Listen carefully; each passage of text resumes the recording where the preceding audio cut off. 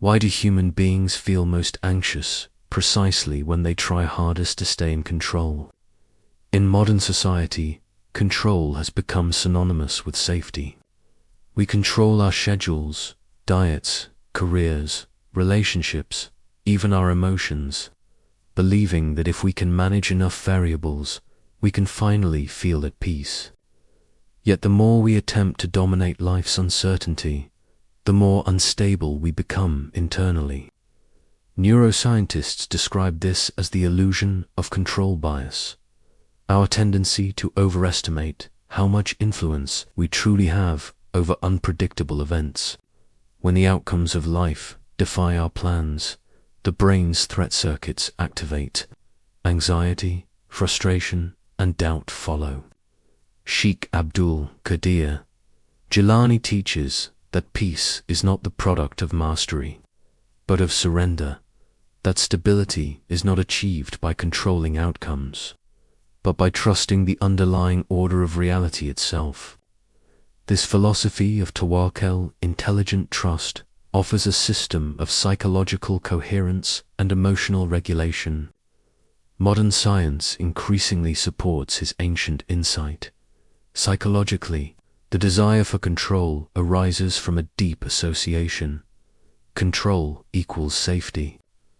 Uncertainty equals threat. The human brain evolved to predict the environment as a survival mechanism. When predictions succeed, the nervous system relaxes. When they fail, the amygdala interprets unpredictability as danger. When life feels uncertain, a delayed message, an unstable economy, a medical diagnosis, our stress response activates even if we are physically safe. The brain equates not knowing with being unsafe. Overestimating control actually increases stress and impulsivity. The brain is a prediction machine. Every mismatch between expectation and reality creates prediction error, the neural source of anxiety. Modern culture amplifies this bias. Self-help ideologies promise that with the right mindset or visualization, one can design destiny. But life defies total predictability. The result is a generation obsessed with control and consumed by anxiety. If controlling more makes us suffer more, what is the rational alternative to stability? Sheikh Abdul Qadir Jilani, founder of the Qadiri order, approached this question with a balance of reason and revelation. Trained in both jurisprudence and metaphysics, he described tawakkul not as passive faith, but as disciplined intelligence, a cognitive alignment with the divine order. He warned, do not depend on your plans. Depend on the planner. For Jilani, the human obsession with control is the ego's illusion of independence. The mind seeks dominance because it fears uncertainty.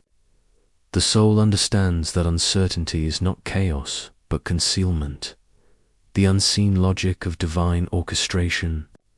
He differentiates between two domains, the finite, where human effort operates, and the infinite, where outcomes belong to God. Human wisdom lies in discerning the boundary between the two. Modern psychology echoes this through acceptance-based cognition. Uncertainty is not a flaw in reality, but its essential feature. Control begins in the intellect. The mind's need to predict, plan, and impose order. Jilani does not reject intellect. He refines its role. Reason must operate in humility before higher wisdom. Planning is necessary, but anxiety about results is irrational because the variables exceed human comprehension. Mindfulness and cognitive reappraisal reduce anxiety by acknowledging unpredictability rather than resisting it. Consider a professional whose identity revolves around achievement. The more they attempt to secure outcomes, promotions, recognition, the more they feel trapped by uncertainty. When they reframe success as process rather than control, anxiety diminishes. Action is yours. Result is God's. The intellect's highest function is not domination but discernment, to act wisely within its scope and release what lies beyond. If the mind seeks prediction, the heart seeks assurance. Emotional trust, in Jilani's framework, is the stability of the inner state amid external change. He calls this sakina, tranquility born from confidence in divine intention. When an individual experiences trust or faith, the brain releases oxytocin, enhancing connection and safety. The vagal tone increases, reducing stress hormones. Emotional regulation research confirms that secure attachment buffers the nervous system against fear. Someone facing job loss might reframe the event. Perhaps this redirection carries hidden wisdom. That reframe changes physiology. The nervous system relaxes. Clarity returns. Placing your heart in his hand, Jilani says, is emotional intelligence, the ability to remain coherent under uncertainty. A common misunderstanding of spiritual trust is that it negates effort. Jilani rejects this. His principle mirrors the prophetic teaching. Tie your camel, then trust in Allah. Act responsibly, but do not obsess over results. Excessive internal control leads to guilt and burnout. Excessive external control leads to passivity. Balance arises from responsible effort combined with acceptance. This manifests as flow, a state where focused action coexists with detachment from outcome. The athlete, artist, or student performs best when fully engaged yet inwardly free from fear of failure. This is behavioral tawakkul, complete effort, zero obsession. Jilani's teaching does not paralyze action. It purifies motive. At its deepest level, Jilani exposes the illusion beneath control. The ego believes it is the central agent of reality, yet every moment depends on causes beyond comprehension: heartbeat, breath, planetary motion. Control is a convenient fiction. When the self perceives separation, it fears losing grip. When it perceives unity, control becomes unnecessary. True power is participation, not possession. Jilani calls this tafward, delegating affairs to the real while remaining inwardly active. During deep immersion, the brain's self-referential system quiets. The sense of I am doing fades, replaced by effortless performance. Jilani anticipated this. When self-concern dissolves, action aligns naturally with the greater order the harder one tries to control. The more one exposes disbelief in the rational structure of reality. Control is an act of distrust. Trust is an act of intelligence. Jilani distinguishes between fatalism and tawakkul. Fatalism denies agency. Nothing I do matters. Tawakkul refines agency.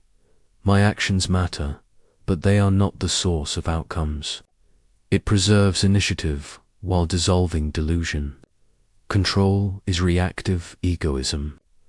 Trust is responsive intelligence.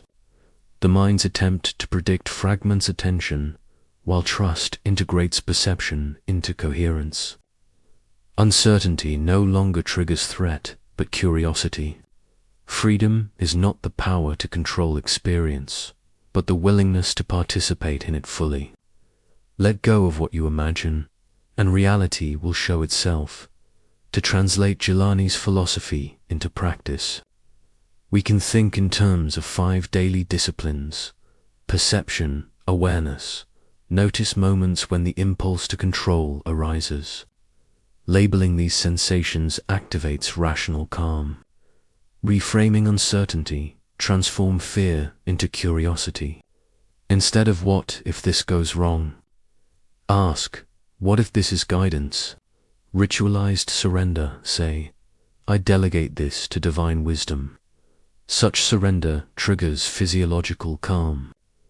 Balanced effort, act decisively in what is within control. Release what is not. Reflective practice review each day. Where did I act from trust, and where from control? Practiced consistently, these steps transform trust from belief into neurological habit, a stable mode that reduces stress and enhances coherence between mind, heart, and behavior. Control belongs to the realm of illusion. Trust belongs to the realm of truth. Jilani's teaching unites rational theology with empirical psychology. Peace is not produced by domination, but by alignment. When the intellect acknowledges its limits, it opens to the larger intelligence structuring reality. Modern neuroscience confirms this. Those who accept uncertainty maintain lower cortisol levels and greater cognitive flexibility. Inner peace is not the result of mastery, but of coherence, when the brain ceases to fight what it cannot know and synchronizes with the flow of change. To let go of control is not to surrender reason, but to expand it, to recognize that the same intelligence that breathes through galaxies also governs the arc of one's life. When you let go of control, you do not fall. You align.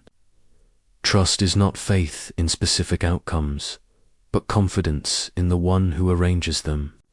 The hand that releases becomes the heart that receives.